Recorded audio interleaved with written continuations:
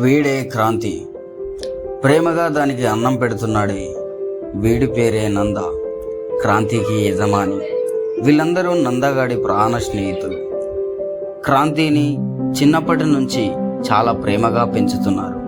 వీళ్ళ సంతోషాల క్షణాలు, వీళ్ళ ప్రేమానురాగాలు, వీళ్ళ ఆటపాటలు అన్నీ క్రాంతితోనే. జీవితంలో ప్రతి విషయంలో అడ్డంకులు, సంఘటనలు వస్తూనే ఉంటాయి. క్రాంతి విషయంలో కూడా అదే జరిగింది. కానీ ఒకరోజు ఏమిరగని పిల్లల మనసులలో ఒక గాయం ఏర్పడింది. వాళ్ళ చిన్ని గుండెకు పెద్ద దెబ్బే తగిలింది.